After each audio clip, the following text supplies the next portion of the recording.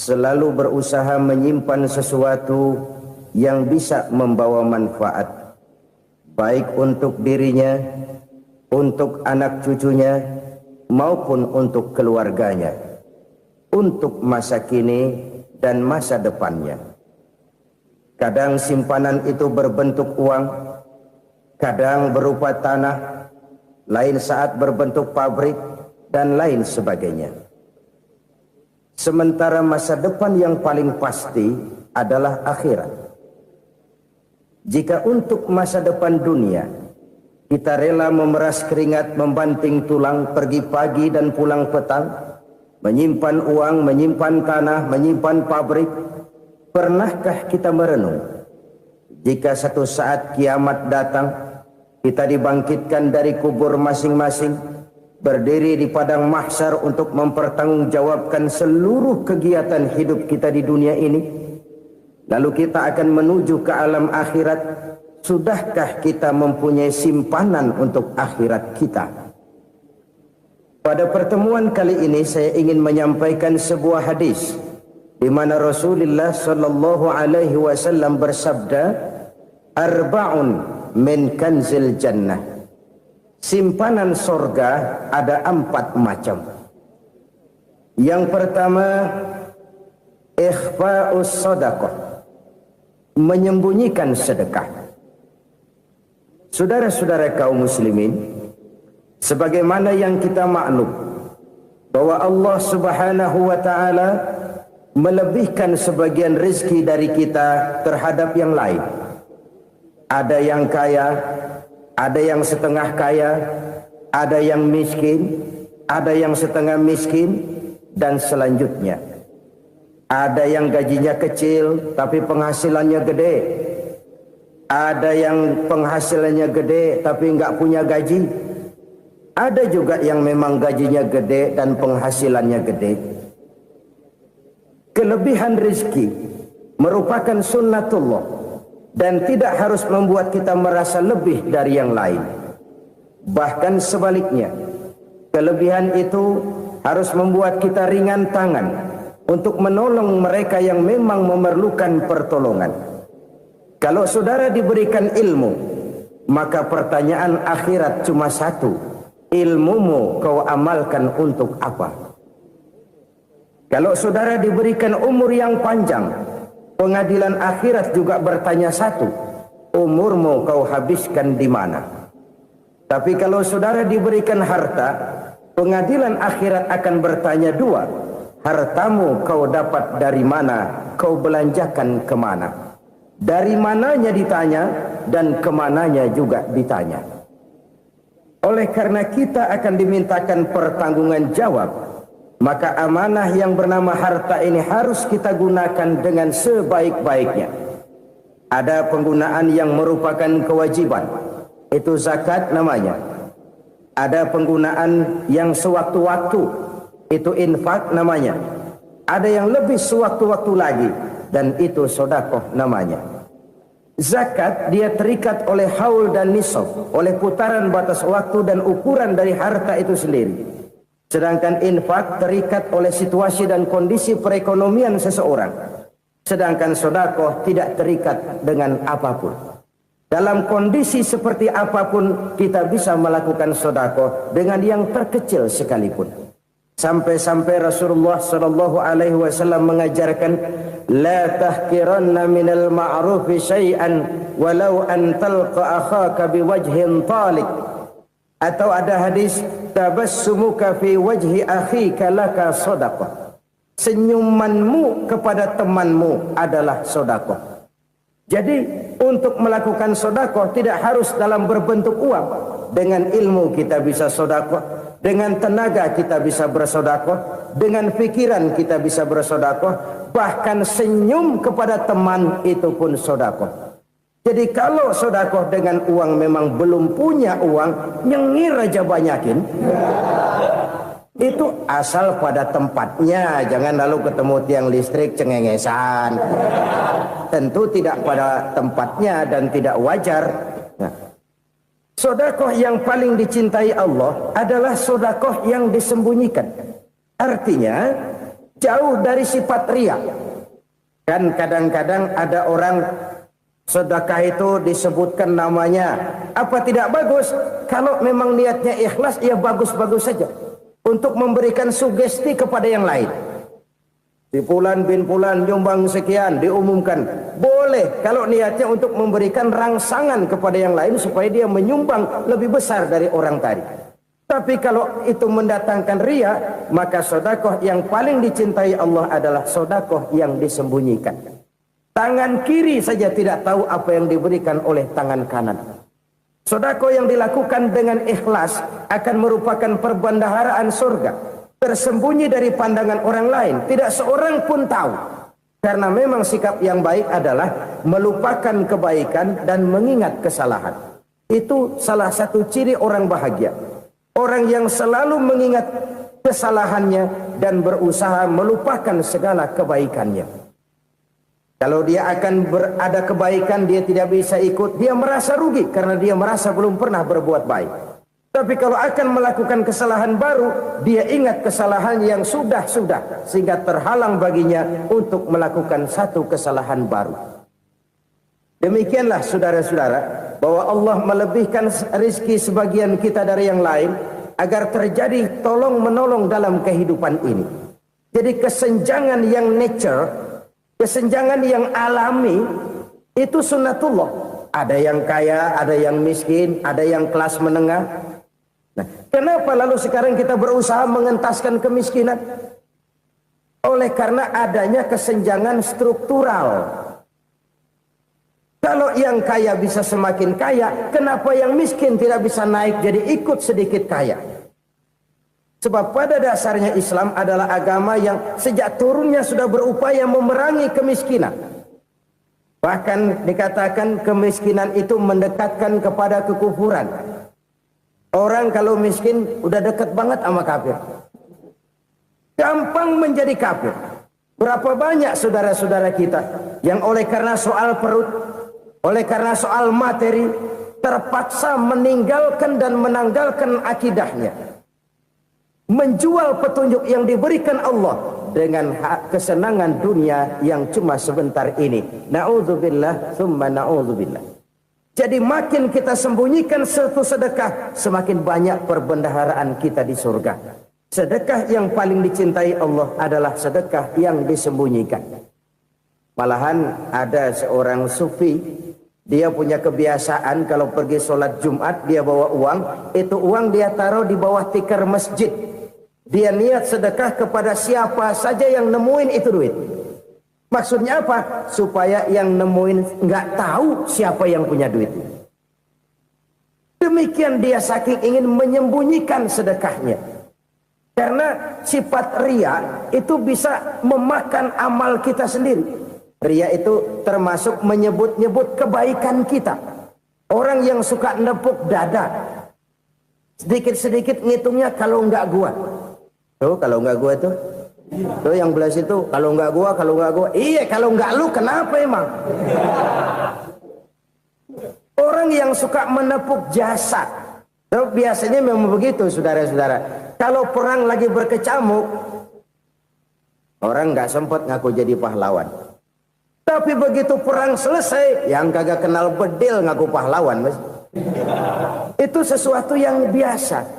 Oleh karenanya, orang-orang yang ikhlas dalam bersedekah, disembunyikannya sedekah itu, Allah cinta betul. Malahan ada hadis memberikan jaminan, inna sedaqatal mar'il muslimi tazidu fil umri wa tadfa'u mitatas su'i. Sesungguhnya sedekahnya seorang mukmin tazidu fil umri, bisa menambah umur panjang. Wa tadfa'u mitatas su'i, dan menyelamatkan manusia dari mati secara su'ul khatimah. Jadi siapa yang kepengen panjang umur, banyaklah sedekah. Yang bosan hidup, pelit terus. Sedekah menambah panjang umur dan menyelamatkan manusia dari mati secara su'ul khatimah. Pak, katanya umur itu nggak bisa ditambah, nggak bisa dikurangin. Kapan? Kalau ajal sudah datang. Wa idza jaa ajaluhum la yastakhiruna sa'atan wa la yastaqdimun. Kalau ajal datang tidak bisa dimajukan, tidak bisa dimundurkan. Itu kalau ajal sudah datang. Tidak bisa lagi umur ditambah dikurangi, sudah datang. Tapi kalau belum datang, itu kan haknya Allah. Mau ditambah, mau dikurangi, hak prerogatif Allah. Sebagai pencipta manusia, Allah maha kuasa dan maha mampu. Sedekah ini menambah panjang umur dan menyelamatkan manusia dari mati secara su'ul khatimah. Itu orang mati kan sama ya, kondisinya mati, nggak nafas. Tapi hakikat mati kan lain-lain. Ada yang mati itu husnul khatimah, baik akhirnya. Misalnya lagi ngaji mati, lagi sholat mati, lagi sedekah mati. Ini yang dinamakan dengan husnul khatimah, baik di akhirnya. Sebaliknya ada yang su'ul khatimah, jelek di akhirnya. Ini yang jadi catatan akhir. Lagi nyekek botol, mampus. Lagi banting kartu, modar. Su'ul khatimah, jelek pada akhirnya. Sedekah menyelamatkan manusia dari mati secara su'ul khatimah. Dan kita semua kepengen mendapat husnul khatimah, jauh dari su'ul khatimah. Oleh sebab itu yang bisa menyelamatkan kita dari penyakit itu antara lain adalah sedekah yang disembunyikan, yang dikerjakan dengan ikhlas karena Allah, tidak karena kepengen dipuji orang, tidak karena ingin dikatakan orang pemurah. Sebab orang dermawan itu orang yang memberi tanpa harus diminta. Kalau masih harus diminta, ya belum dermawan namanya, masih harus diminta. Kalau nggak diminta ya tulus, lolos, polos. Saudara-saudara kaum muslimin rahimakumullah. Harta adalah amanat dan akan kita pertanggungjawabkan. Allah melebihkan rezeki sebagian kita dari yang lain agar kita saling tolong menolong, bantu membantu. Nabi janjikan siapa yang meringankan beban saudaranya muslim di dunia, Allah akan meringankan bebannya di akhirat nanti. Sebuah jaminan dari baginda Nabi. Si orang yang kita bantu barangkali tidak bisa membalas, Allah yang akan membalas lewat jalan lain yang tidak pernah kita sangka-sangka. Ada orang tanya, Pak, ini ada orang nyumbang masjid sambil marah-marah, bagaimana? Saya bilang sumbangannya aja ambil, marahnya jangan. Marahnya jangan diambil, itu urusan dia. Saudara-saudara kaum muslimin rahimakumullah. Umat Islam ini kan umat yang punya potensi besar.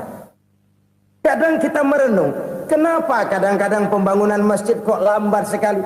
Kalau hotel hari ini peletakan pertama, bulan depan peresmian. Supermarket hari ini peletakan batu pertama, minggu depan peresmian. Tapi kalau sudah yang namanya masjid, kadang-kadang peletakan batu pertama sekaligus jadi batu terakhir. 3 tahun, 4 tahun, campur nebar jalak di jalanan, duit dijaring kayak ikan sepat. Apa tidak ada orang Islam yang kaya? Banyak. Apa tidak ada pengusaha muslim yang jadi konglomerat? Ada. Lalu yang belum banyak itu yang komit terhadap nilai-nilai agamanya. Akhirnya kita jatuh jadi umat yang lemah. Belum ada pengusaha konglomerat muslim buka pabrik supermi cap beduk misalnya umpamanya atau pabrik kecap cap sorban supaya identitas keislamannya sedikit kelihatan. Kita jatuh jadi umat yang lemah karena potensi tidak terinventarisir dengan baik. Kita ini ibarat kompor yang cuma matengin nasi orang lain. Potensi kita dimanfaatkan oleh orang lain. Ukhuwah Islamiyah kita baru terbatas kepada silaturahmi. Ukhuwah di bidang ekonomi kita lemah, ukhuwah di bidang kebudayaan kita lemah, apalagi ukhuwah di bidang politik kita lebih rapuh lagi. Padahal ukhuwah itu adalah totalitas kehidupan manusia, menyangkut ipolek sosbud, memerlukan nilai-nilai ukhuwah. Jadi oleh karena itu mari kita menyadari di dalam harta kita, walaupun kita yang cari pergi pagi pulang sore peras keringat banting tulang, di sana ada harta anak yatim, di sana ada hak masjid, Di sana ada hak pesantren, di sana ada hak jihad. Berbahagialah seseorang apabila dia oleh Allah dijadikan keran. Keran itu menyimpan air, tapi tidak untuk dirinya, tapi disalurkannya kepada mereka yang memang memerlukannya. Saudara-saudara kaum muslimin rahimakumullah, ini yang pertama. Jadi perbendaharaan surga adalah menyembunyikan sedekah. Orang lain nggak tahu, kita pun nggak pernah ngitung-ngitung. Kita anggap lewat begitu saja, padahal itu deposit akhirat. Satu. Yang kedua, perbendaharaan surga itu apa? Wa kitmanul musibah, menyembunyikan kesulitan. Kadang orang takut menghadapi kesulitan, tapi makin kita merenung, hidup ini kan sebenarnya urusan. Takut sama urusan, ya jangan hidup. Tandanya orang hidup itu kalau punya urusan. Urusan merupakan problem. Problem sering menimbulkan kesulitan. Kesulitan bukan untuk ditakuti, tapi untuk diatasi dan dicarikan jalan keluarnya. Siapa sih orangnya yang nggak pernah sulit-sulit? Makin tinggi status sosialnya, makin gede urusannya. Makin tinggi kualitas imannya, makin berat tingkat kesulitannya. Cuma memang yang namanya enak itu seperti pelangi. Biang lala itu nggak pernah di atas kepala kita, di atas kepala orang melulu. Lu sih enak lu, kata kita. Dia juga bilang yang enak kan lu. Pelangi itu nggak pernah di atas kepala kita. Kata tukang beca, aduh enak ya naik Mercy. Kata tukang beca, apa yang di dalam mobil Mercy? Aduh enak bener tukang beca, di jok ngeringkuk ngorok pulas bener.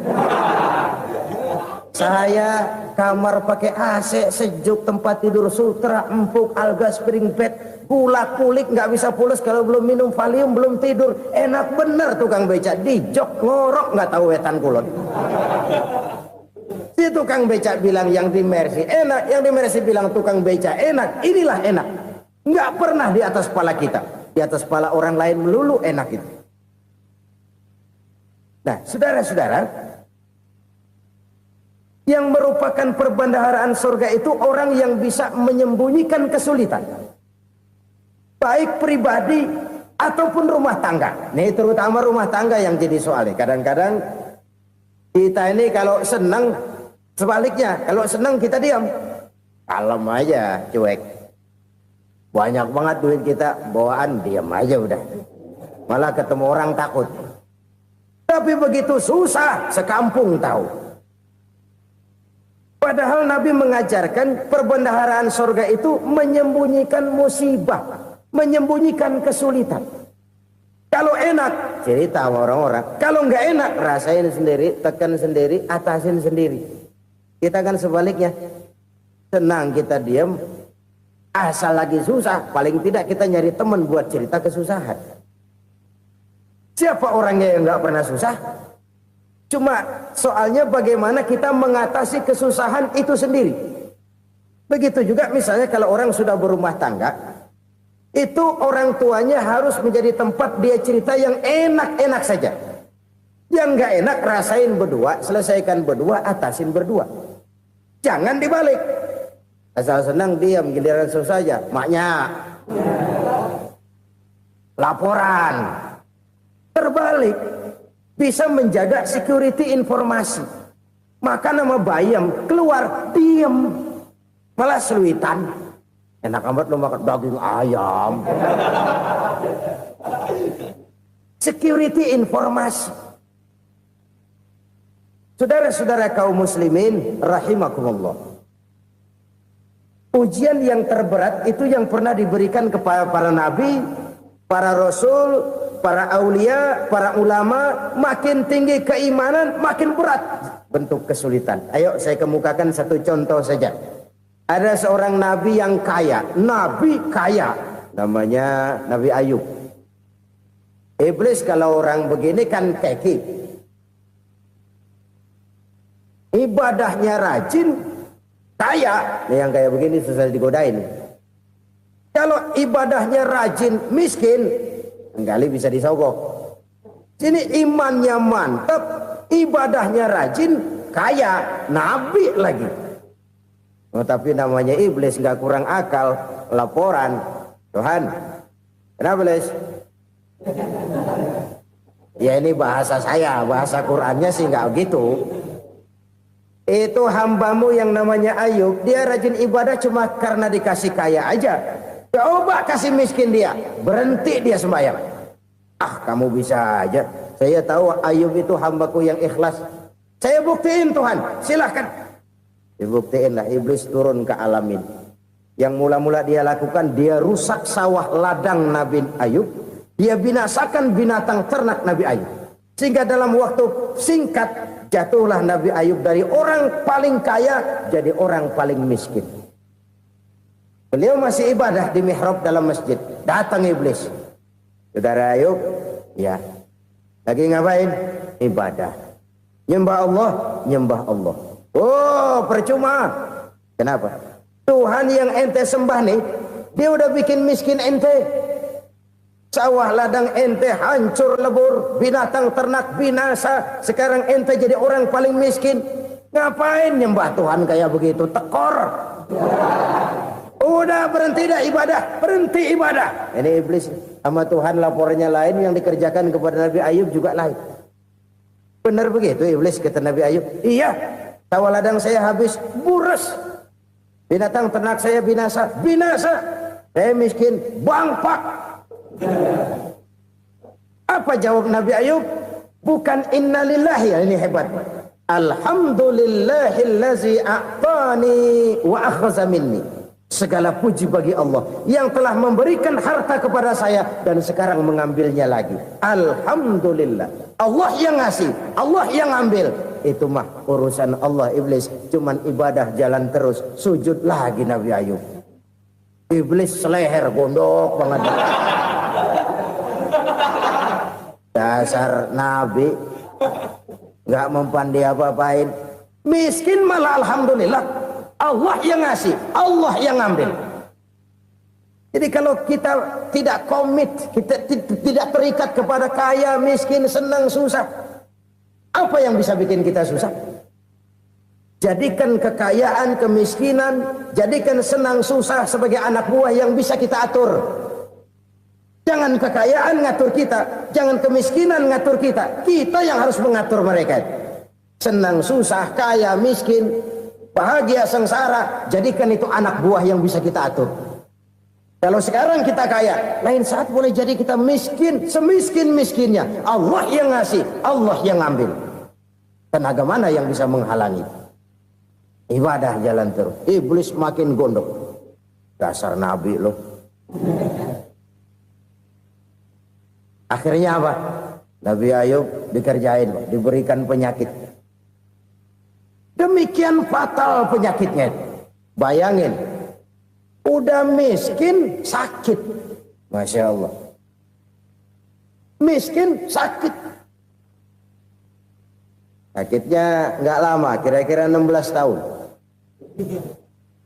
Istrinya 3, 2 mental minta ceraiin. Ngerawatin laki bengek begini. Senang belum tentu, susah udah pasti nih. Cerai aja, cerai dah. Cerai. Tinggal satu Siti Rahmah yang setia menemani beliau. Sesetia-setianya hati perempuan. Satu saat Siti Rahmah bilang, "Bang, iya, abang kan Nabi bang. Lalu namanya Nabi kan doanya jarang meleset bang. Maksud kamu minta kenapa sih sama Tuhan biar abang sembuh baik dah bang?" Siti Rahmah, iya. Saya sakit berapa tahun sih dah? 16 tahun bang. Sebelum ini saya sehat berapa tahun? Ya kira-kira 60 tahun bang. Nah coba ente banding-bandingin Rahmah. Saya dikasih sehat 60 tahun. Dikasih sakit 16 tahun. Sudah nggak sabar mau doa kepada Allah minta sembuh. Saya malu kepada Allah. Diuji dengan yang luar biasa seperti ini, tidak mengganggu stabilitas kehambaannya. Dia tetap menghamba kepada Allah Subhanahu wa ta'ala. Saudara-saudara kaum muslimin rahimakumullah. Kunci menghadapi kesulitan itu apa? Allah jelaskan dalam satu ayat, wa basyiris sabirin alladzina iza asabathum musibah qalu inna lillahi wa inna ilaihi raji'un. Gembirakan orang-orang yang sabar. Siapa mereka itu? yang apabila mendapat musibah mereka kembali kepada keyakinan dasar segalanya dari Allah dan segalanya akan kembali kepada Allah. Ini konsepsi dasar dari sikap muslim dalam menghadapi berbagai kesulitan. Segalanya dari Allah, segalanya akan kembali kepada Allah. Kalau ini sudah kondisi dasarnya, maka kita akan lapang menghadapi kenyataan bagaimanapun pahitnya. Apakah itu namanya miskin, apakah itu namanya sakit, bahkan maut sekalipun. Maut sekalipun. Segalanya dari Allah, segalanya akan kembali kepada Allah. Ini sikap hidup, bukan sekedar ucapan. Kita kadang-kadang menjadikannya sebagai ucapan. Mulutnya sehingga berhenti, innalillahi wa inna ilaihi rajiun, tapi nangisnya terus gerung-gerungan. Bukan itu, ini kesadaran moral. Kalau segalanya dari Allah, segalanya kembali kepada Allah, kan sebenarnya cuma nunggu giliran. Hari ini saya nyembayangin dia, entah hari apa saya disembayangin orang. Hari ini saya antar dia ke kubur, entah hari apa orang nganterin saya ke kubur. Hari ini saya tahlilkan dia, entah nanti kapan orang tahlilkan saya. Segalanya dari Allah, segalanya akan kembali juga kepada Allah. Oleh sebab itu saudara-saudara, kesulitan bukan untuk ditakuti. Kesulitan justru untuk diatasi, dicarikan jalan keluarnya. Dan tidak ada orang yang tidak pernah mendapat kesulitan. Tidak ada. Semakin tinggi status sosial, semakin tinggi kualitas keimanan, semakin besar juga tingkat kesulitan. Hanya saja bagaimana cara kita mengatasinya. Dan Al-Quran menyatakan, inna ma'al usri yusra. Di balik kesulitan itu pasti ada kemudahan. Roda itu berputar. Karena itu Rasulullah sallallahu alaihi wasallam mengingatkan kepada kita, ta'arraf ilallahi fir raha ya'rifka fis syiddah. Ingatlah kepada Allah di waktu kamu senang, supaya Allah ingat kepada kamu di waktu kamu susah.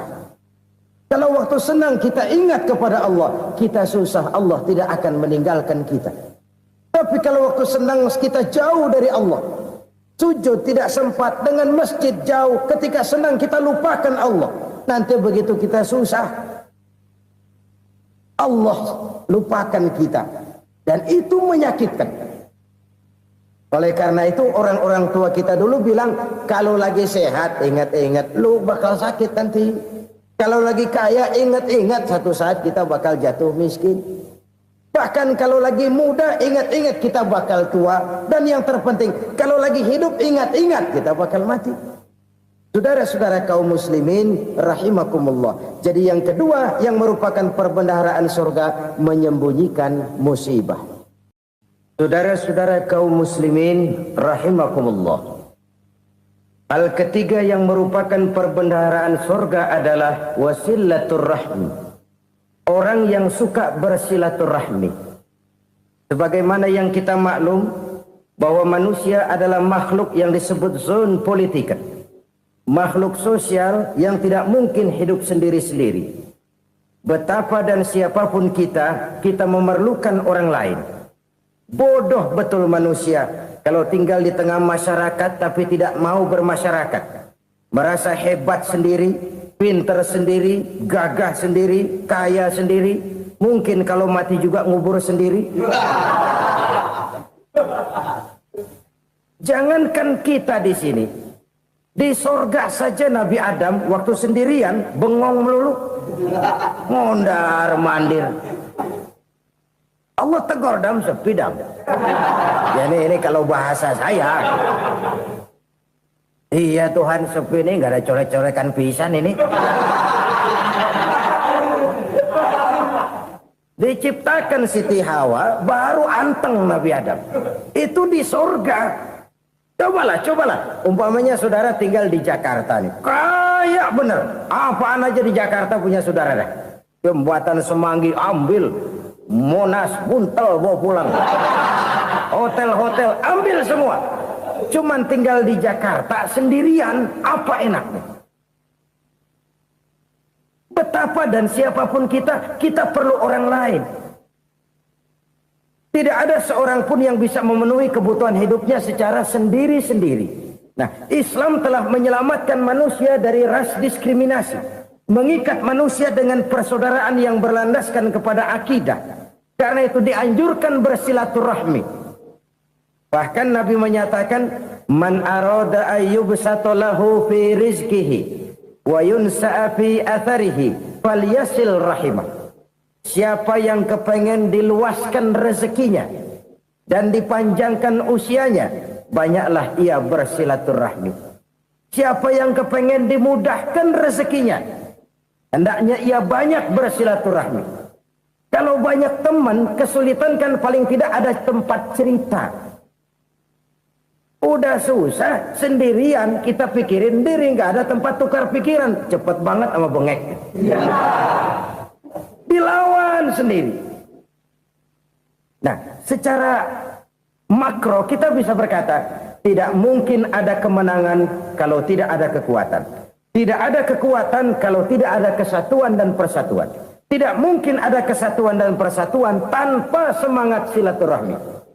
Kalau umat Islam mau menang, dia harus kuat. Kalau umat Islam mau kuat, dia harus bersatu. Kalau umat Islam mau bersatu, dia harus membudayakan silaturahmi ini. Bahkan sampai-sampai kata Nabi, kalau bisa cari nilai tambah. Apa? Silman qata'ak. Bersilaturahmilah kau kepada orang yang marah denganmu. Masya Allah, indahnya ajaran agama kita. Orang yang marah pun kepada kita, kata Nabi, kalau bisa bersilaturahmilah kepadanya, kepada orang yang marah itu. Di situ nilai tambah. Cuman jujur nih hadis, ngucapinnya gampang, ngamalinnya yang berat banget. Orang marah sama kita, kita disuruh silaturahmi, ada apa malu? Lu marah, ada gue marahan lagi. Tunggu pikirin.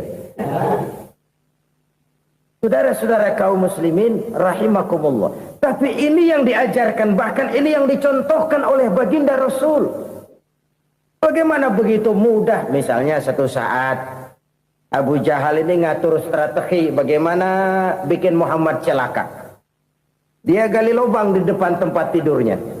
Dia tutupin daun korma. Terus dia panggil seseorang, ke sini.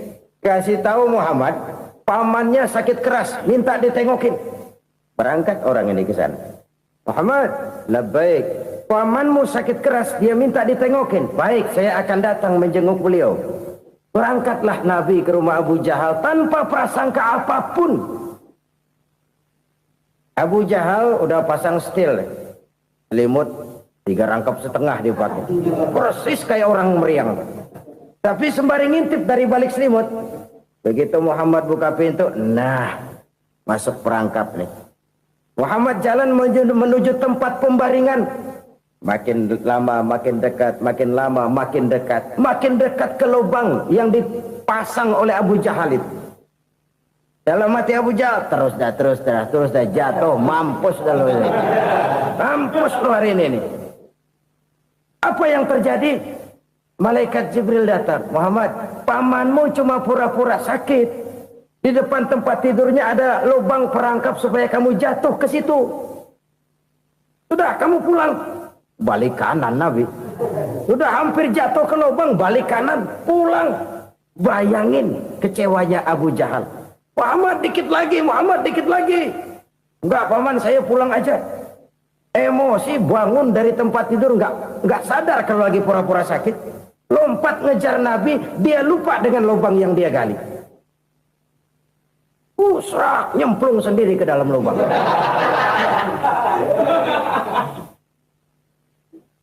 Nabi terus berlalu.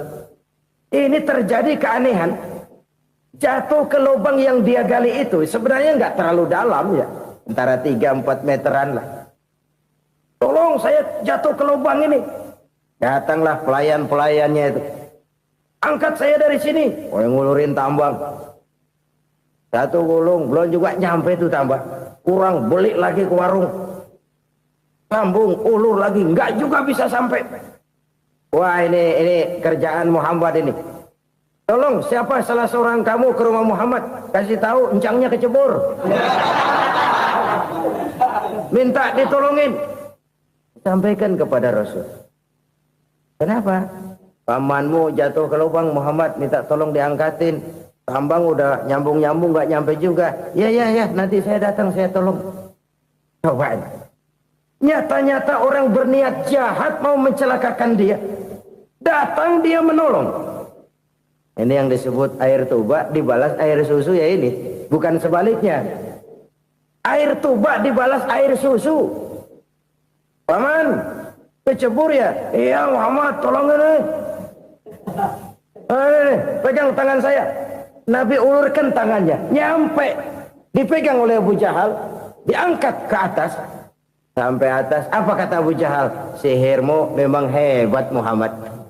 Udah ditolongin dikata sihir. Yang enak kita kemplang kan itu orang begitu. Urusan apa? Tapi inilah akhlak.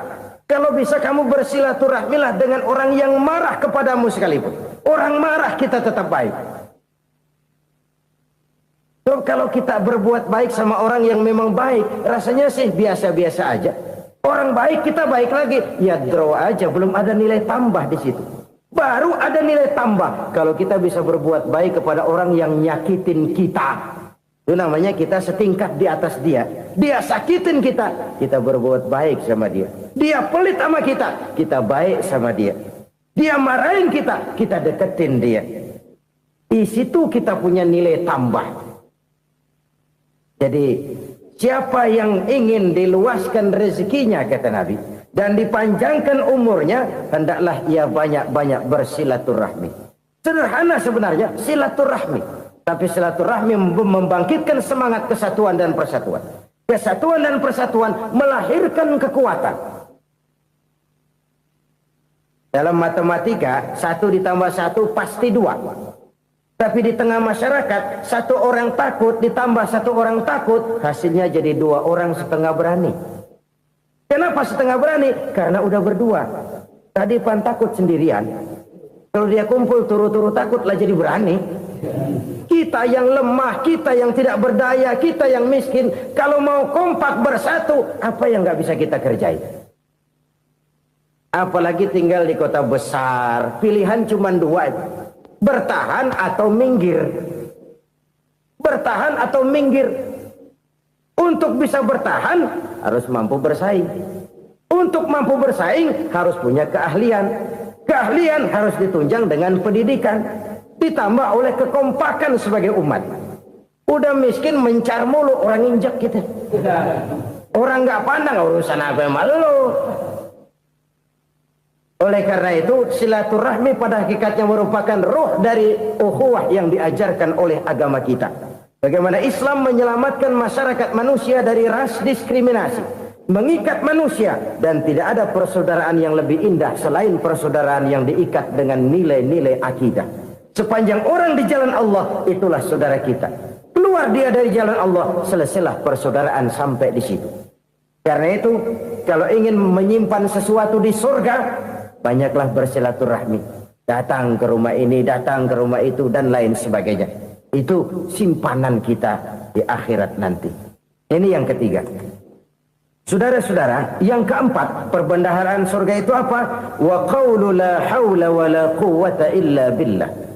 Ucapan la haula wa la quwwata illa billah.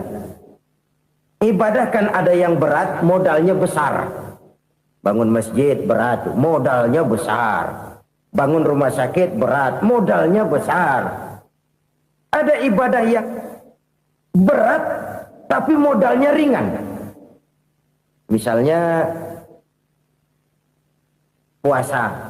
Puasa itu berat, mengendalikan nafsu.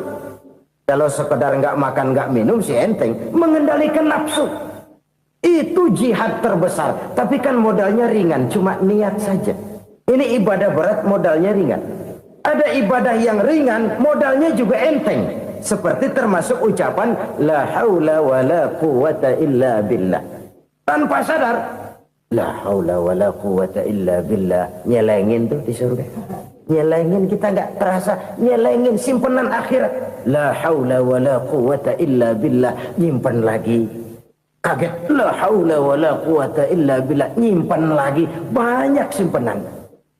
Walaupun sebenarnya yang dimaksud di sini adalah kesadaran batin bahwa tidak ada daya dan kekuatan kecuali Allah.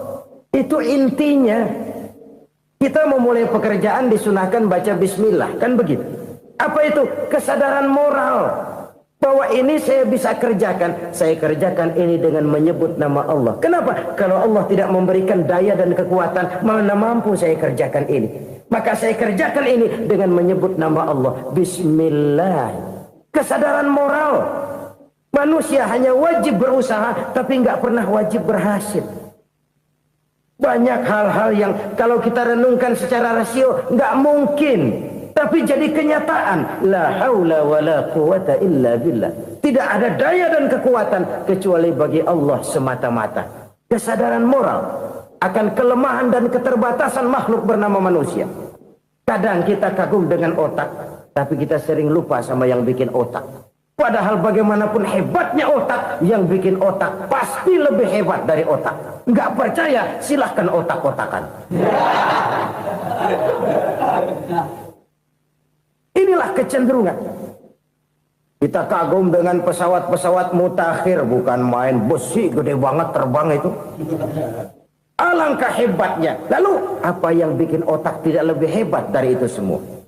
Kita puji laut, apa yang bikin laut tidak lebih hebat dari laut itu? La haula wala quwata illa billah. Tidak ada daya dan kekuatan kecuali Allah. Apa yang bisa kita lakukan kalau tidak karena daya dan kemampuan yang diberikan oleh Allah kepada kita?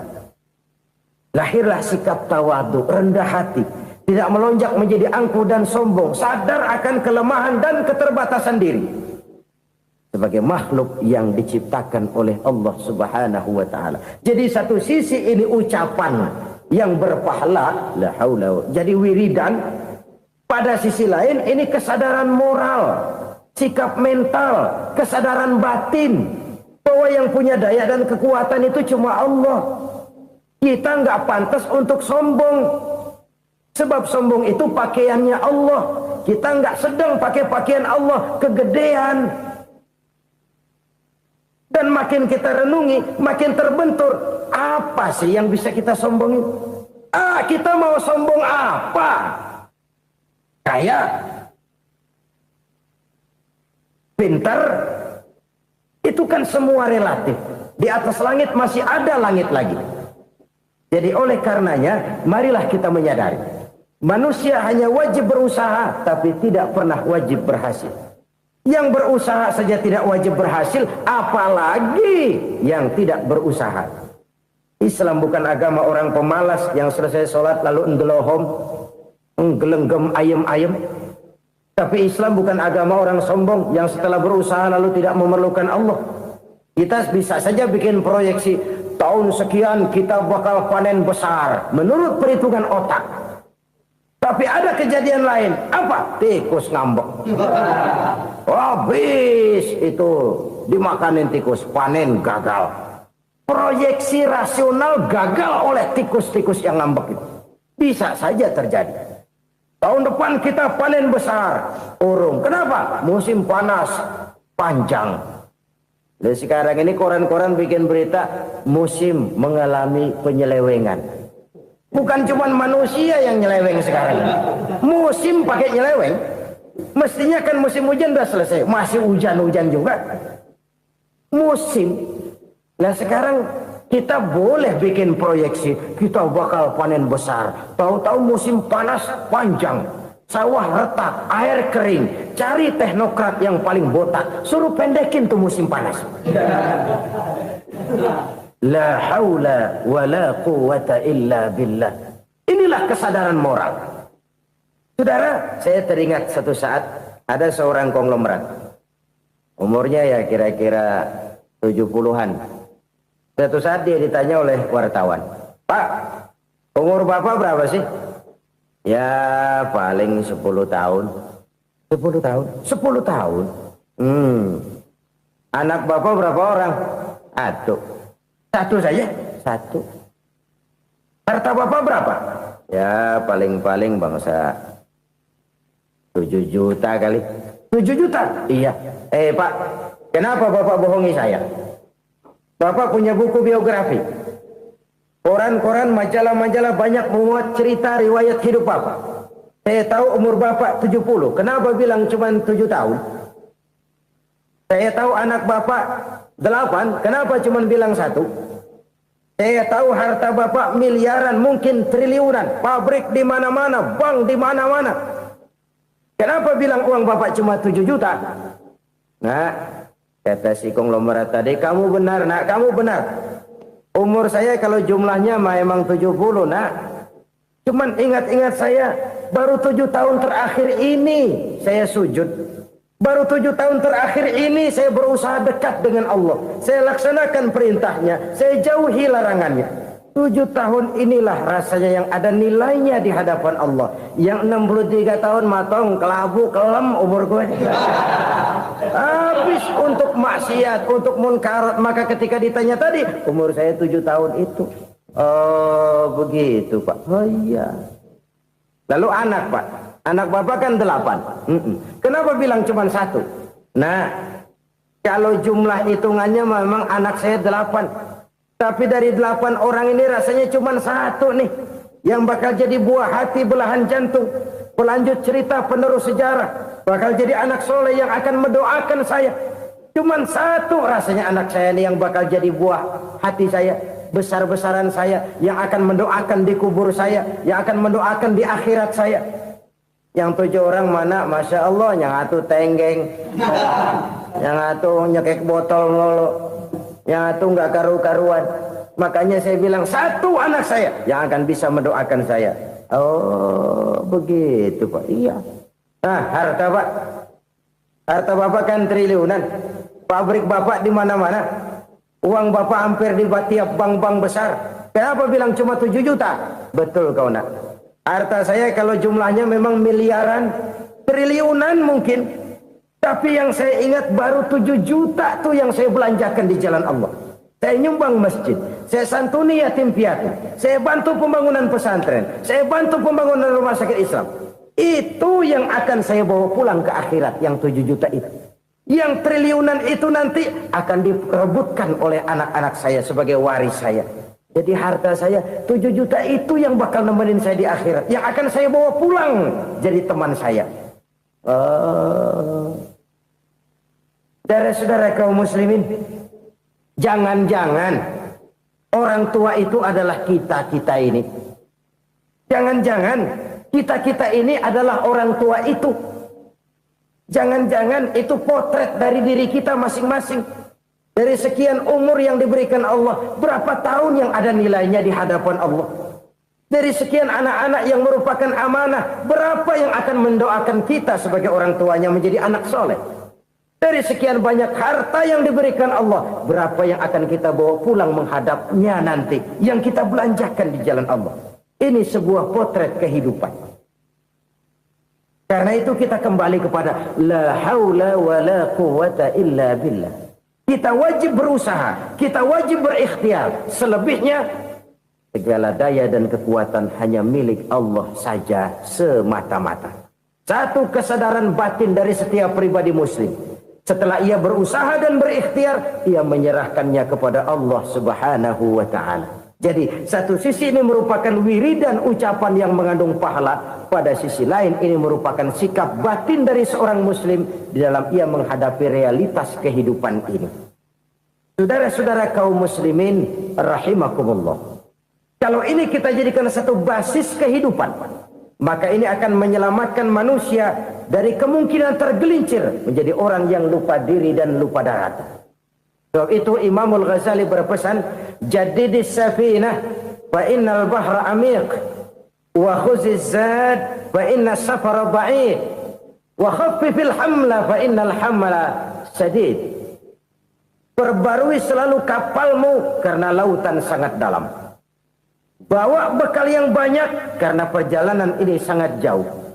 Ringankan beban karena kebanyakan beban akan menyakitkan. Alangkah indah kalimat ini, alangkah dalam makna yang terkandung di sana. Perbarui selalu kapalmu karena lautan sangat dalam. Apa artinya ini? Jaga mentalmu baik-baik. Pelihara imanmu baik-baik karena hidup penuh cobaan seperti lautan. Kita kalau berlayar di lautan kan kadang-kadang tenang, angin bertiup sepoi-sepoi basah. Jika malam datang bintang gemintang bertabur menghias cakrawala. Rembulan memantulkan sinarnya dengan indah. Dalam keadaan begitu berlayar enak. Tapi lain saat ombak menggunung, halilintar menyambar, angin topan bertiup. Berapa banyak sudah saudara-saudara kita yang tenggelam di lautan dunia tanpa sadar bahwa dia belum sampai kepada pantai yang akan dituju. Berapa banyak sudah saudara-saudara kita yang tenggelam di lautan dunia ini tanpa sempat bangkit lagi. Dia menyangka sudah sampai kepada tujuannya. Hati-hati kapal jangan sampai bocor karena lautan sangat dalam. Iman ini jaga baik-baik karena hidup penuh dengan ujian. Wa khuzizat fa inna safara ba'id. Bawa bekal yang banyak karena perjalanan sangat jauh. Saudara mau ke Bandung, bawa duit. Saudara mau ke Surabaya, banyakan lagi duitnya. Saudara mau ke Mekah, gepokan, iketan tuh duit nggak lembaran lagi. Makin jauh perjalanan, makin banyak bekal yang harus kita bawa. Kalau saudara dari Jakarta mau ke Surabaya, kagak bawa duit berangkat juga, itu sih bukan berani namanya, nekat. Sampai Surabaya belum tentu, sengsara di jalan udah pasti. Kenapa? Nggak bawa bekal berangkat. Sama juga kita nih, misalnya belum sempat sembahyang, mati. Waduh, berani banget orang. Belum punya bekal, mati. Sengsara di jalan. Atau bekal tidak cukup. Dari Jakarta saudara mau ke Surabaya, bawa duit 500 perak.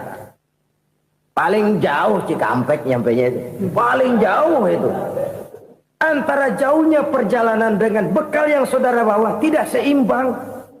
Hidup ini perjalanan panjang. A walking tour. Dimulai dari alam arwah. Sebelum jasad diciptakan, roh diciptakan lebih dulu. Dari situ pindah ke alam rahim. Dari alam rahim pindah ke alam dunia. Dari alam dunia pindah ke alam barzah. Baru menuju akhirat. Satu perjalanan panjang. Kalau bekal tidak bawa, sengsara di jalan. Bawa bekal yang banyak karena perjalanan ini sangat jauh. Wa khaffifil hamla, ringankan beban karena beban itu cuma akan menyulitkan. Kalau bekal itu sih keperluan, tapi beban nggak kita perluin, cuma ngeberat-beratin. Apa ini beban? Dosa. Kecurangan, kebatilan, kezoliman, ketidakadilan, kesewenang-wenangan. Itu akan jadi beban kita di akhirat. Alangkah celakanya, perjalanan panjang, bekal tidak bawa, beban kelewat banyak. Alamat sengsara di jalan.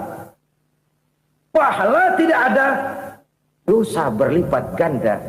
Na'udzubillah, summa na'udzubillah.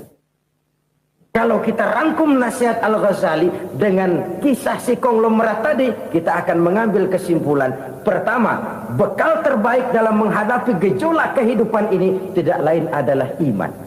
Yang kedua, pahala dan dosa. Dua hal kontroversial. Pahala adalah bekal, dosa adalah beban. Tapi kita sekarang kan tidak begitu terangsang kepada yang abstrak. Orang berlomba mencari yang konkret-konkret saja. Yang real. Kalau memang dosa, benjol dong. Kira-kira begitu. Kira-kira begitu. Persis orang Yahudi dulu. Orang Yahudi itu kan pernah minta kepada Nabi Musa. Ya Musa lan nu'mina laka hatta narallaha jahrah. Musa, kami nggak bakal mau beriman kepada Allah kalau belum kami lihat Allah ada nongkrong di depan kami. Kalau memang Tuhan ada, taruh dong di depan kami. Mau yang konkret-konkret saja. Kalau memang dosa, benjol dong. Kalau memang pahala, berasa dong. Orang terangsang kepada yang real, yang konkret-konkret saja. Karena itu, untuk mengejar dosa, orang mau bayar. Tapi untuk mengejar pahala, walaupun tidak bayar, orang segan. Ini yang dikatakan oleh Nabi, kamu mengharapkan ke surga, tapi kamu berat melaksanakan sesuatu yang bisa membawa kamu ke surga. Kamu ingin jauh dari neraka, tapi tiap saat kamu lakukan perbuatan-perbuatan yang justru menjerumuskan kamu ke neraka. Idda'aitum an-najata minan nar wa ramaitum fiha anfusakum. Kamu ingin selamat dari neraka, tapi kamu lemparkan diri kamu ke neraka.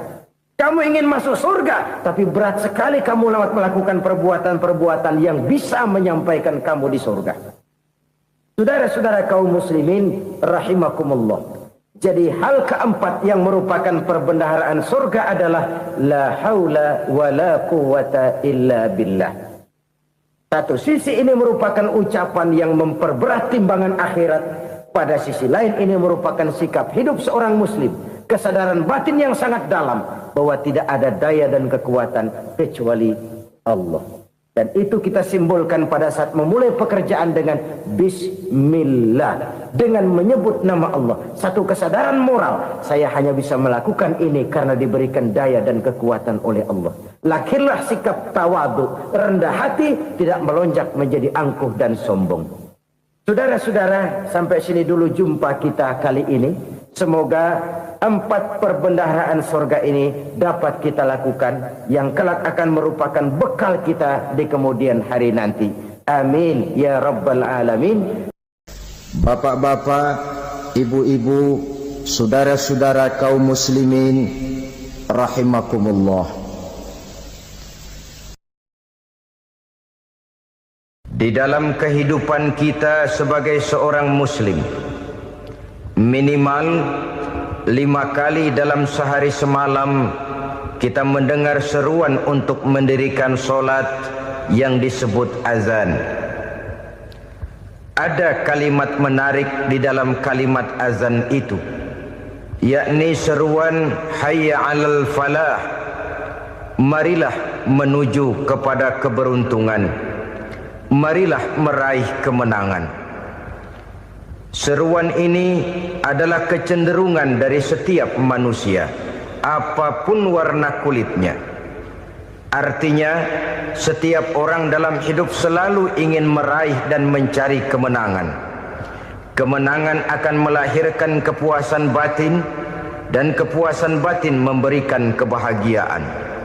Sedangkan kekalahan melahirkan penderitaan batin, dan penderitaan batin menjerumuskan seseorang di dalam berbagai bentuk kerugian. Jikalau inilah seruan azan, maka masalahnya ialah apa yang menyebabkan kita meraih kemenangan. Al-Quranul Karim memberikan tuntunan dan ajaran kepada kita bahwa orang-orang yang memperoleh kemenangan itu tidak lain adalah orang-orang yang bertakwa. Hanyalah mereka yang bertakwa kepada Allah Subhanahu wa ta'ala pada akhirnya akan tampil sebagai pemenang. Lalu siapa orang yang bertakwa itu? Dijelaskan dalam awal-awal Al-Baqarah, orang yang bertakwa yang akan meraih kemenangan. Pertama, allazina yu'minuna bil ghaib, yaitu orang-orang yang beriman kepada yang gaib. Percaya bahwa ada alam yang gaib, alam yang abstrak, alam yang tidak bisa dijangkau oleh salah satu daripada panca indera kita. Mereka percaya dan beriman kepada adanya malaikat, beriman kepada adanya iblis dan jin, beriman kepada adanya alam kubur, beriman kepada adanya alam mahsyar, beriman kepada adanya alam akhirat, beriman kepada adanya surga dan neraka.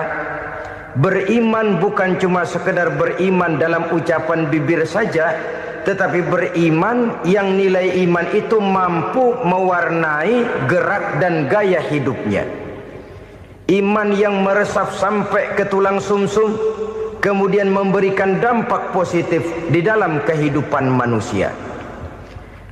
Alam, kita tahu, adalah sesuatu yang selain Allah, dan Allah bukanlah alam.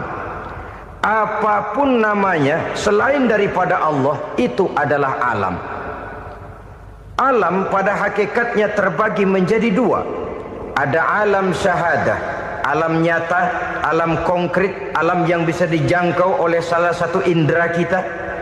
Kemudian ada alam ghaib, alam yang tidak bisa dijangkau oleh panca indera kita, alam metafisika, alam abstrak, alam yang wajib kita imani keberadaannya. Kita percaya bahwa malaikat itu ada, Kita percaya kepada jin, bahwa jin itu ada. Kita percaya kepada adanya iblis dan setan.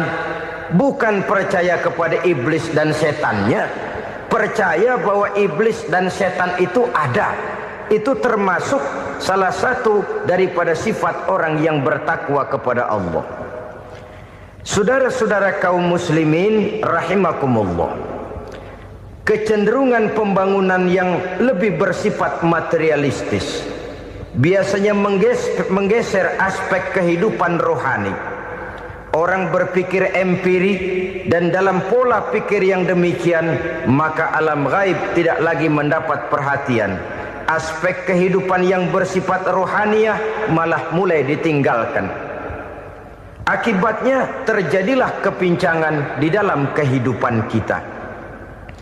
Pernah ada satu pengalaman pribadi dalam perjalanan kembali ke tanah air. Dalam pesawat di sebelah kanan saya duduklah seorang Jerman namanya Heiner Simonsen. Iseng saya ajak kenalan, saya ajak ngobrol, saya tanya dia. Saya bilang, Mas Heiner ini, kalau pesawat yang kita tumpangi ini jatuh ke bawah, kira-kira apa yang bakal terjadi, Mas? Dia bilang, kita semua akan mati. Begitu? Iya. Oke. Apa itu mati? Tanya saya.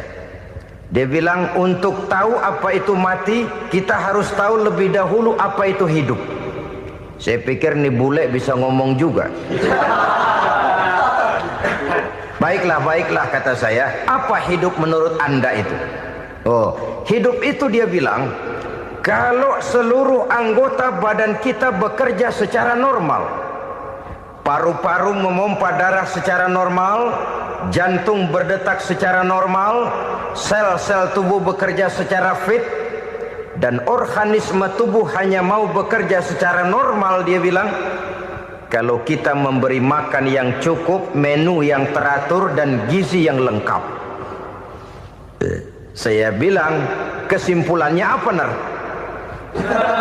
Dia jawab, hidup adalah dari tangan ke mulut. Life is from the hand to the mouth, kata dia. Hidup adalah dari tangan ke mulut. Jadi masalah hidup tidak lebih daripada masalah isi perut. Orang pergi pagi, pulang sore, peras keringat, banting tulang, perut yang dibelain. Saya bilang, you are wrong. Sampean salah, Ner. Kamu orang Islam bukan? Bukan. Pantas. Kenapa saya salah? Dia bilang, ya jelas salah. Salahnya di mana? Kamu ini manusia. Kalau hidup cuma dari tangan ke mulut, saya bilang, kambing di kampung saya juga begitu pikirannya, Ner. Itu kambing di kampung saya, asal perutnya kenyang, sudah hidup dia. Perkara besok bagaimana, lusa prospeknya macam mana, bulan depan ada apa, kambing nggak pernah mikir. Di kampung saya kambing juga pikirannya begitu. Kamu Kristen ya? Tadinya. Loh kok tadinya, lalu apa sekarang kamu ini? Dia bilang, sekarang saya netral. Saya tidak beragama, tapi saya percaya kepada Tuhan sebagai pencipta alam. Saya ingat benar dia bilang, I haven't any religious, but I believe to God as the creator of the world. Kenapa bisa netral begitu, Ner? Habis saya bingung katanya. Islam bilang Islam baik, Kristen bilang Kristen baik, Hindu Buddha bilang Hindu Buddha baik, semua agama baik. Saya netral sekalian, nggak beragama. Yang penting saya percaya kepada Tuhan. Saya bilang, Ner, kamu ini kayak orang mau beli celana, lalu bingung. Yang satu bilang Levi's bagus, yang satu bilang Blue Jean hebat, yang satu bilang Wool England hebat.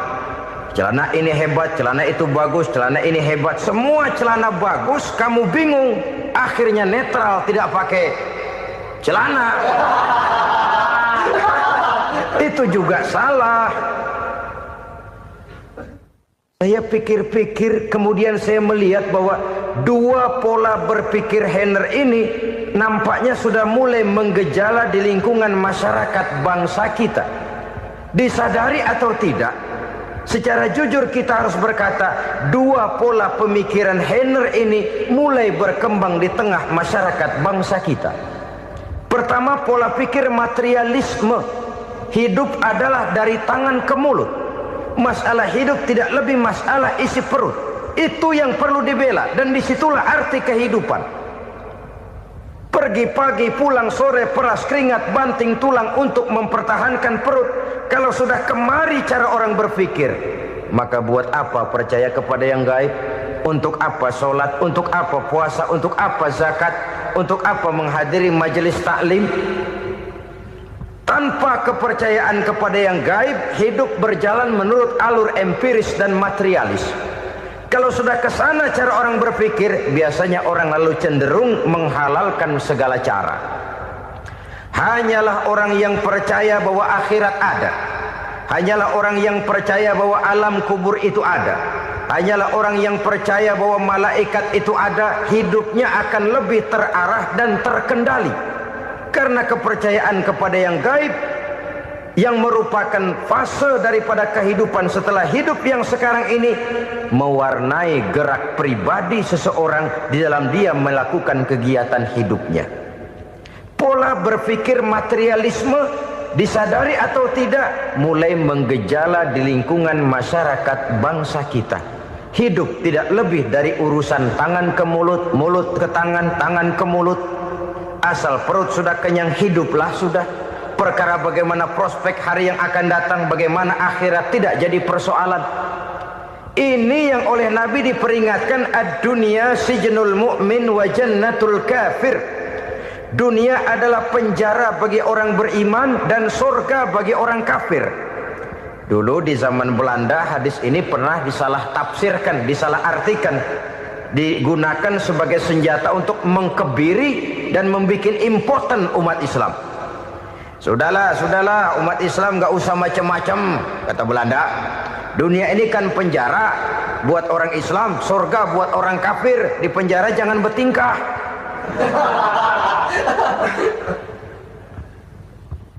Pengertiannya tidak begitu. Dunia adalah penjara bagi orang mukmin. Artinya dalam kehidupan dunia seorang mukmin tidak bebas memperturutkan hawa nafsunya. Di penjara hawa nafsunya itu. Sebaliknya, surga bagi orang-orang kafir. Buat orang kafir, surgalah dunia ini. Mereka bebas memperturutkan hawa nafsunya. Dilarang tidak terlarang, dicegah pun tidak tercegah. Mereka hidup menurut alur bisikan nafsu mereka sendiri. Kemudian bila ajal datang, maut merenggut nyawa, selesailah surganya sampai di situ.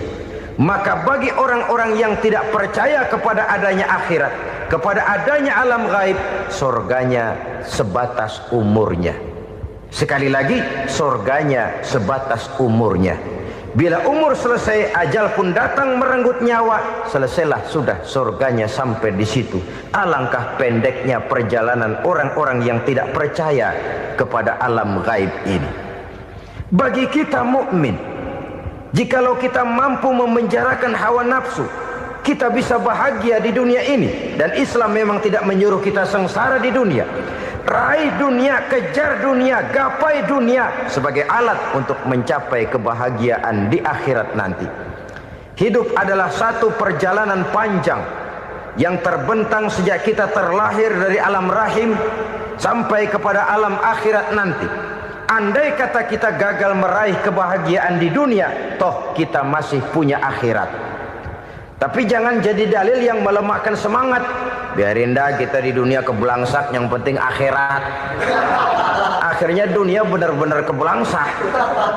Bagaimana dunia ini bisa kita raih, dan bagaimana meraih dunia untuk menunjang kepentingan akhirat nanti.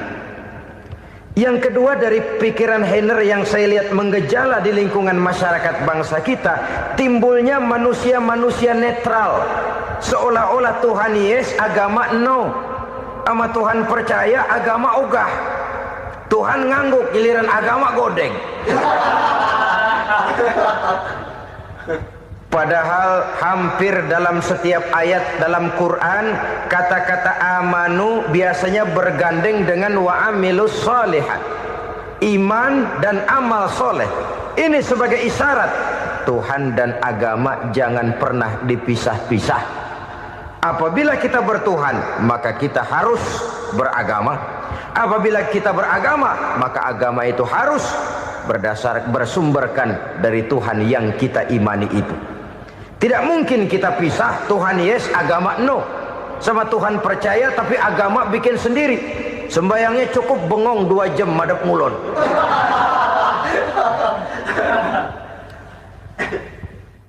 Saudara-saudara kaum muslimin rahimakumullah. Jadi dengan demikian, agama yang kita akui merupakan unsur mutlak di dalam pembangunan sekarang ini, merupakan bagian dari kehidupan yang menuntun kita bahwa di balik alam nyata ini, di balik alam syahadah ini ada alam gaib. Dan mudabbir, murabbi, yang mengatur, yang menguasai, yang memelihara baik dia alam nyata, baik dia alam gaib, tidak lain adalah Allah Subhanahu wa ta'ala. Di sana ada satu super power, satu maha kekuatan yang kita perlu bersandar kepadanya. Sebagai makhluk nyata yang hidup di alam nyata, berbuatlah secara nyata sebagaimana harusnya kita berbuat.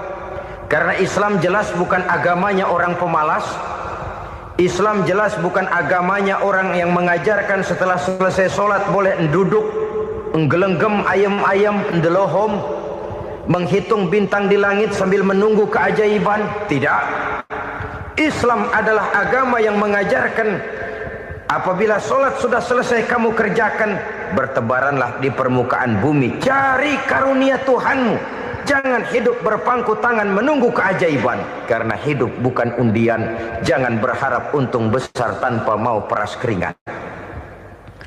Tapi di sebalik itu toh kita juga harus yakin bahwa di sisi usaha nyata yang kita lakukan ada satu super power, satu maha kekuatan gaib yang menentukan berhasil dan tidaknya usaha kita. Kepercayaan kepada hal semacam inilah yang mendorong kita untuk mempunyai sandaran vertikal, agar jikalau usaha ini berhasil, kita tidak lupa diri dan lupa daratan. Jikalau usaha ini gagal, kita tidak putus asa dan buruk sangka, tidak cupik pandangan dan sempit hati, tapi mampu melihat persoalan dengan kacamata putih sambil husnuzon kepada Allah Subhanahu wa ta'ala. Kita percaya malaikat itu ada. Ada yang namanya raqib dan atid, mengawasi gerak hidup kita sampai kepada gerak hati kita.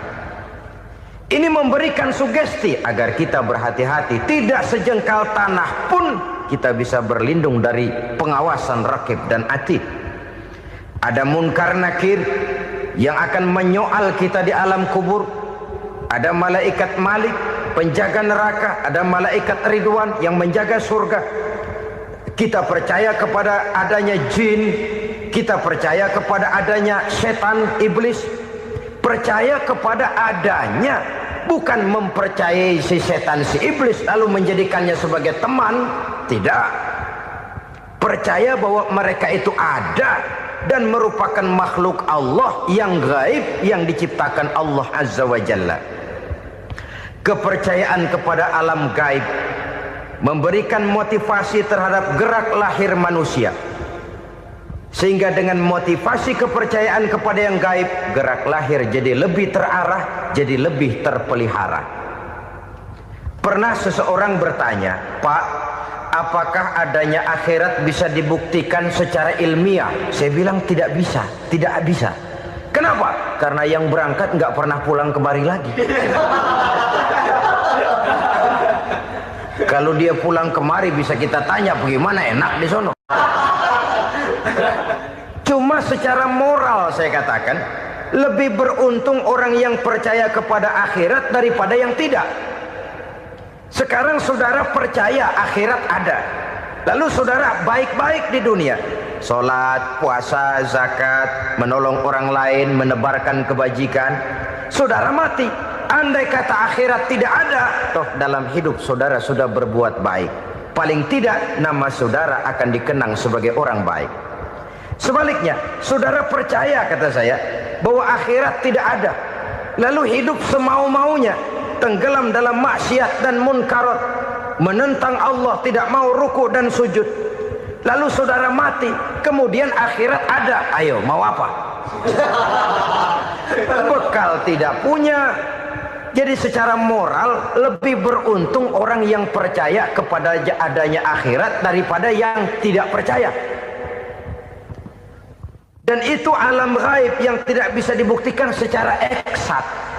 Jangankan untuk membuktikan seperti itu, dalam kehidupan sehari-hari saja yang kita rasakan tidak selalu berbentuk toh.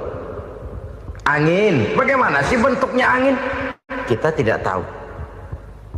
Merah, buktinya kalau dikerok merah. Yang merah itu kulit, yang kulit kita bukan anginnya. Sakit, rasa sakit itu ada, tapi bagaimana bentuk sakit kita nggak pernah tahu. Kalau kita makan cabai pedas, bagaimana bentuk pedas itu tidak ada, tapi rasa ada. Bentuk pedas hijau, cabenya bukan pedasnya. Tidak semua yang kita rasakan bisa kita gambarkan dalam bentuk yang konkret. Oleh karena itu, sekali lagi bahwa kepercayaan kepada alam yang gaib mampu memberikan satu sugesti yang menata kehidupan seseorang lebih lurus, lebih terarah, dan lebih terkendali. Maka wajar kalau kepercayaan kepada yang gaib mengantarkan seseorang untuk meraih kemenangan. Kenapa? Dia percaya kepada yang gaib, bahwa akhirat ada, bahwa alam kubur ada, bahwa pertanggungan jawab itu ada. Maka dia lalu tidak hidup saenae udele dewe, itu loh. Tidak hidup menurut seleranya sendiri, terarah, teratur. Ini cirinya yang pertama. Orang bertakwa yang akan meraih kemenangan, mereka beriman, mereka percaya kepada yang gaib.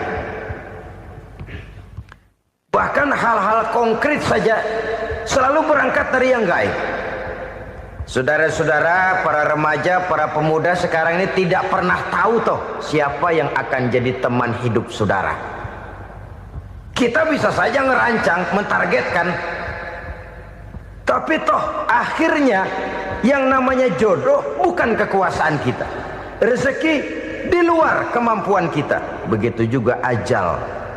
Maut, jodoh, ajal adalah contoh-contoh konkret bahwa pada akhirnya yang gaiblah yang menentukan. Bertahun-tahun ngelancong, emang jodoh seret nggak jadi.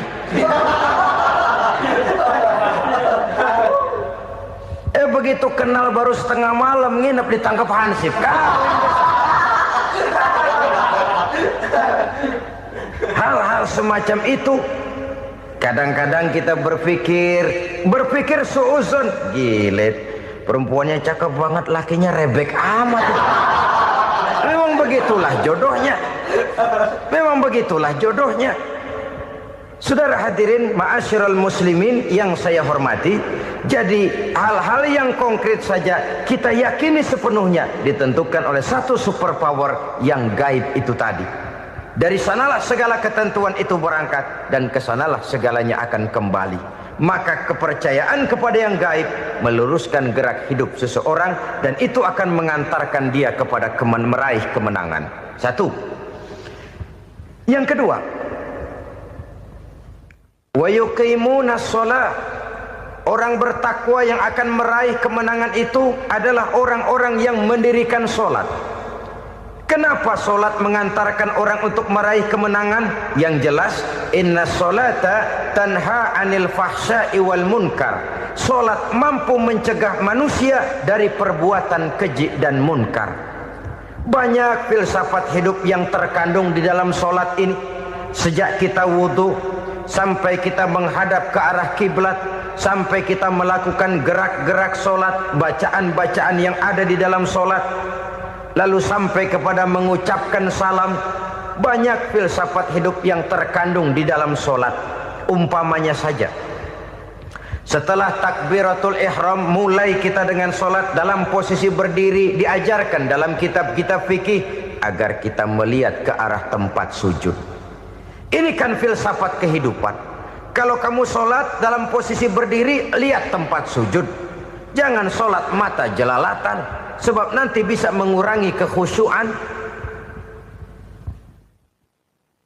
Jadi wajar kalau yang dikatakan bahwa yang paling afdol adalah shaf yang di depan. Kenapa? Secara harfiah pengertiannya akan lebih mengundang kekhusyuan. Kenapa? Kalau kita di shaf paling depan di masjid umpamanya paling banter kita lihat tembok. Tapi kalau kita shaf di tengah atau di belakang, orang-orang di depan kita pun akan kelihatan. Yang bajunya loreng, yang bajunya genggang, yang bajunya macam-macam. Kita lihat, kadang-kadang kita pikirin, ada yang bajunya bolong. Kita sholat tapi dalam hati, nih orang bajunya robek yang nggak tahu apa. Ada saja hal-hal yang mengusik kekhusyuan kita. Oleh sebab itu diajarkan dalam posisi berdiri, lihat, arahkan pandangan matamu kepada tempat sujud. Ini kan filsafat kehidupan. Maksudnya apa? Kalau lagi diri lihat dong tempat sujud. Kalau udah di atas ingat dong sama yang bawah. Kalau sudah tinggi ingat dong dari mana kamu berangkat. Kalau sudah berkuasa bantu dong yang lemah. Kalau sudah kaya santuni dong yang miskin. Kalau sudah alim bimbing dong yang awam. Ini filsafat kehidupan. Dalam posisi berdiri kau lihat tempat sujud. Ini akan melahirkan kepekaan sosial di mana seseorang mau tahu kepada orang lainnya. Bagaimanapun kaya kita, tinggi pangkat dan jabatan kita, jikalau hidup hanya untuk kepentingan perut sendiri saja, rasanya belum membawa manfaat di dalam kehidupan kita. Tapi efek yang tertinggi sesungguhnya, sholat mencegah manusia dari perbuatan keji dan munkar. Perbuatan keji dan munkar walaupun kelihatannya mendatangkan uang, membawa keuntungan, tapi itu keuntungan semu, keuntungan sementara. Dengan menipu orang lain kita bisa dapat untung, tapi tidak membawa berkah. Dan itu adalah kerugian besar dalam kehidupan kita. Maka untuk meraih kemenangan harus dimulai dengan membentuk kepribadian yang tegar, memiliki sandaran vertikal yang langsung kepada Allah Subhanahu wa ta'ala. Dan itu hanya bisa kita tempuh melalui jalur ibadah formal yang sudah ditentukan Allah, yakni sholat yang 5 waktu. Untuk memperkuat itu ada sholat-sholat sunnah, rawatib, nawafil sebagai terminal-terminal kontrol cadangan untuk memelihara stabilitas temperatur batin di dalam kita berhubungan dengan zat yang maha gaib, yaitu Allah Subhanahu wa ta'ala. Orang sering bertanya, Pak, itu tetangga saya nggak sholat, duitnya nggak habis-habis, Pak. Nggak sholat tapi mobilnya tambah terus. Nggak sholat tapi usahanya makin maju. Tapi di sisi lain ada orang yang rajin sholat, rezekinya butak bener. Anaknya mana kurus, mana korengan. Saudara hadirin ma'asyiral muslimin rahimakumullah, harus saya katakan bahwa sholat memang bukan untuk cari duit. Sholat adalah sandaran vertikal kita kepada Allah. Sedangkan soal rezeki itu berkaitan dengan sifat Allah maha pengasih dan maha penyayang. Allah maha pengasih, siapapun dikasih kalau mau usaha. Allah maha penyayang, tidak semua orang disayang oleh Allah Azza wa Jalla. Dan belum tentu banyak harta itu merupakan nikmat. Mungkin juga istidraj. Artinya istidraj itu dikasih tapi diambulin, kalau bahasa Betawinya itu. Dikasih tapi diambulin, itu bukan merupakan nikmat sesungguhnya, lebih merupakan azab dari Allah Subhanahu wa ta'ala.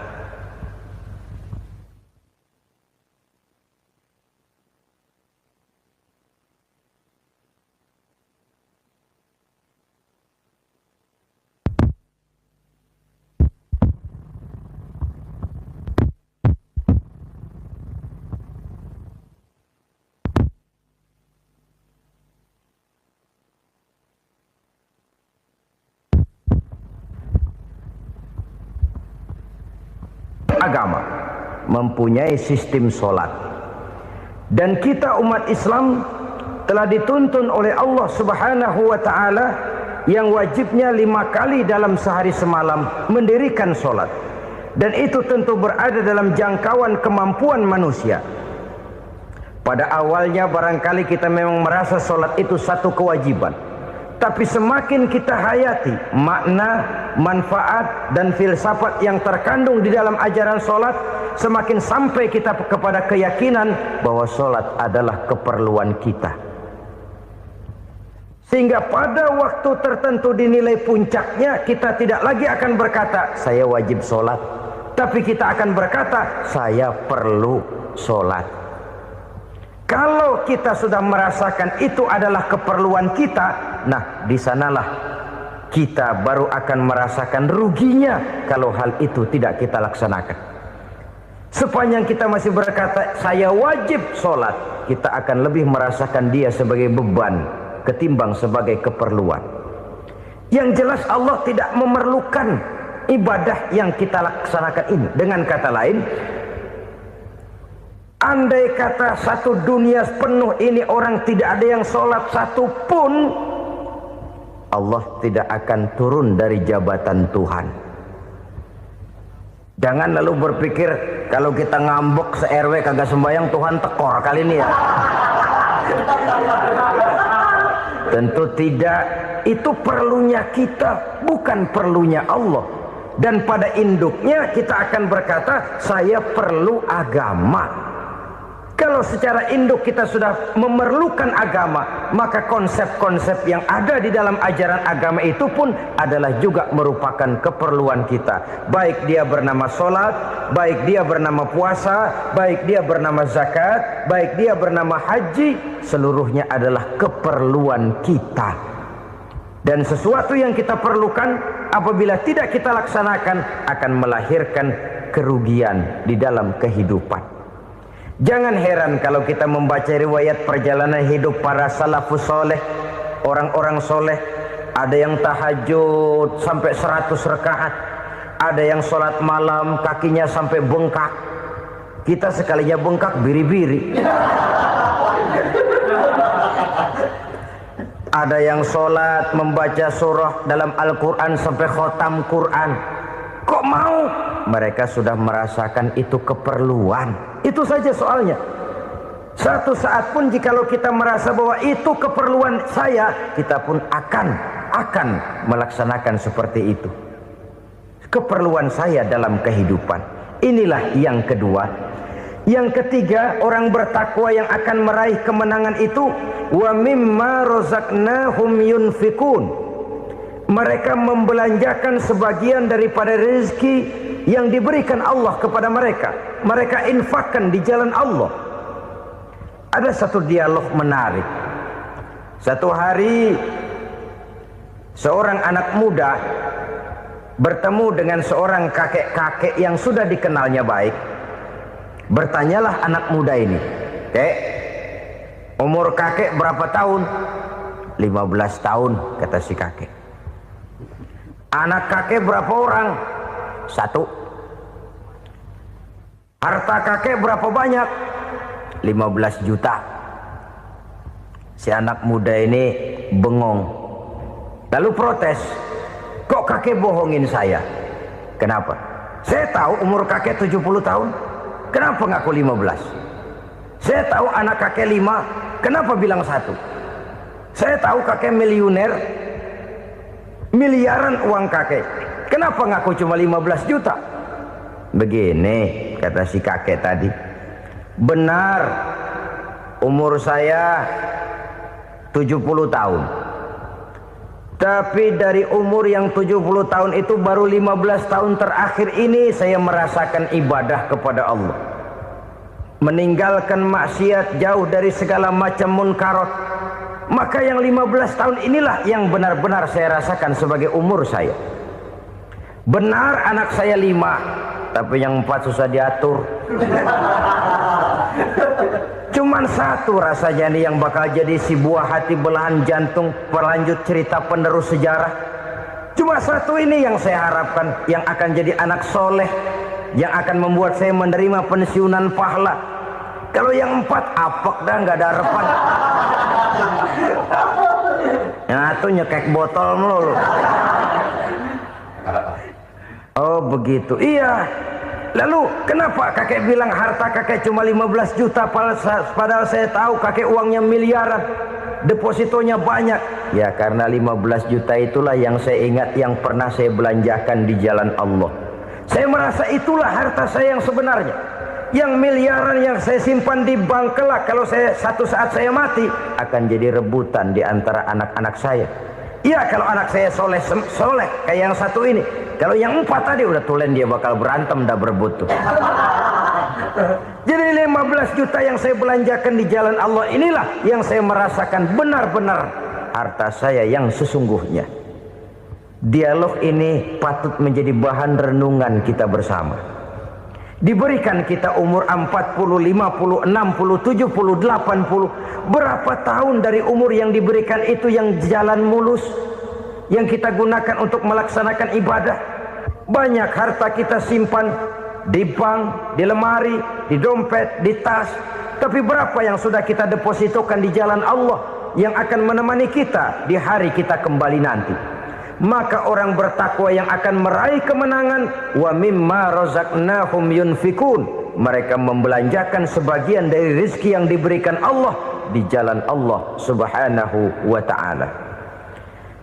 Ma'asyiral muslimin rahimakumullah. Zahirnya memang kita memberikan kepada orang lain, tapi hakikatnya kita menyimpan untuk diri kita sendiri. Kita memberikan kepada yatim piatu 25.000. Zahirnya kita memberikan si yatim, hakikatnya kan kita cuma nyimpan. Saya berikan titip kepadamu, ini untuk saya di akhirat. Kau boleh belikan baju, kau boleh belikan untukmu makan, kau boleh bayarkan sekolahmu. Ini untuk saya. Hakikatnya kita nyumbang masjid 1 juta, zahirnya kita berikan kepada panitia masjid, tapi hakikatnya kan cuma titip 1 juta ya untuk saya di alam kubur nanti. Silakan kau boleh belikan semen, ini uang, belikan besi, belikan pasir. Saya cuma sekedar titip untuk kepentingan saya. Hakikatnya kita cuma sekedar menitip. Sebagaimanapun pada hakikatnya, apapun yang kita miliki dalam kehidupan kan cuma sekedar hak guna pakai, bukan hak milik mutlak. Harta kita, rumah kita, kendaraan kita, kebun kita, pabrik kita, hak guna pakai saja. Hak milik mutlak cuma untuk Allah Subhanahu wa ta'ala. Saudara-saudara kaum muslimin rahimakumullah. Ini yang ketiga.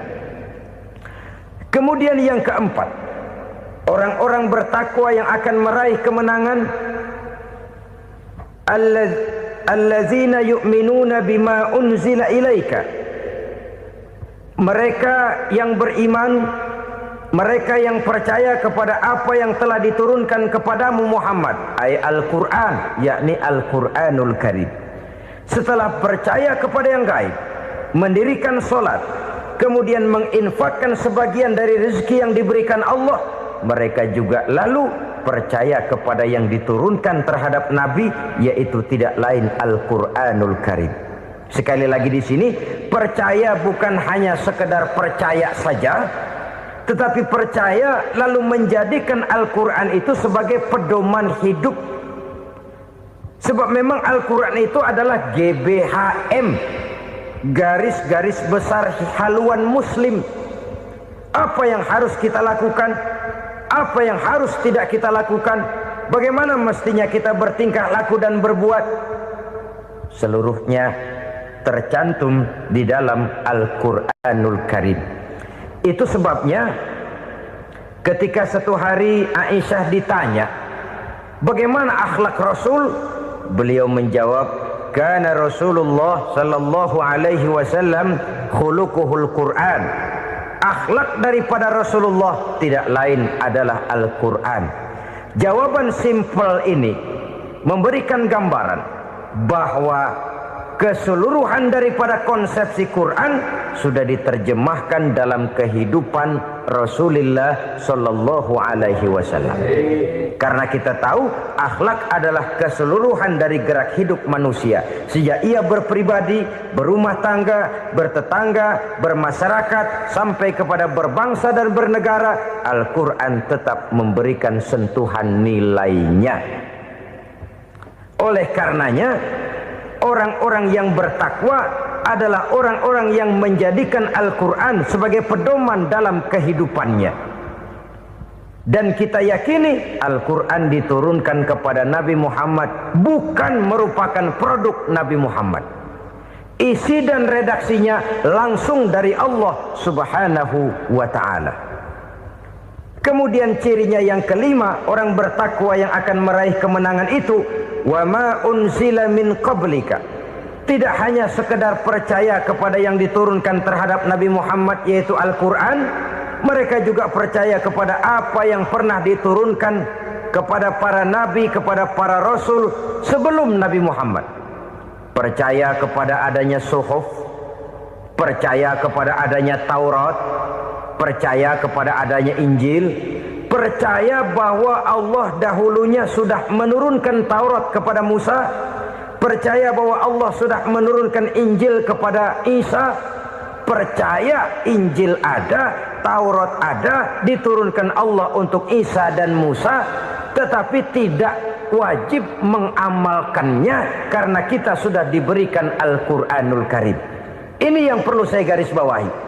Kita percaya Allah telah menurunkan Injil dahulu kepada Isa.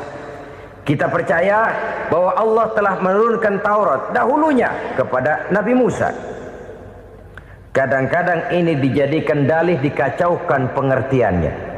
Quran saja mengajarkan bahwa orang yang bertakwa harus percaya kepada Injil, maka pakailah Injil. Apalagi kalau ayat sebelumnya ditilap, dihapus, dihilangkan, Injilnya yang ditekankan, maka akan terjadilah penekanan yang salah arah.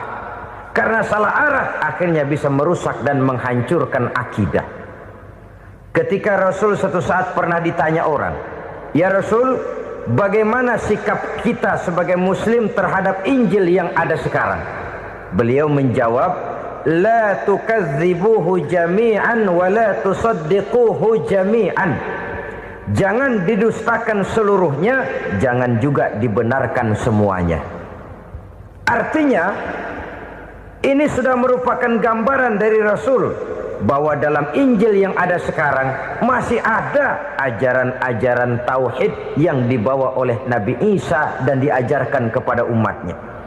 Tapi juga dalam Injil yang sekarang ini sudah terkena intervensi dan investasi manusiawi. Karena itu Rasul menyimpulkan, la tukadzibuhu jami'an wa la tusaddiquhu jami'an. Jangan didustakan semua, jangan dibenarkan seluruhnya. Kita memang percaya Allah telah menurunkan Injil kepada Nabi Isa dulu, tapi kita tidak wajib mengamalkan Injil. Kita percaya Allah telah menurunkan Taurat kepada Nabi Musa, tapi kita tidak wajib mengamalkan kitab ajaran Taurat.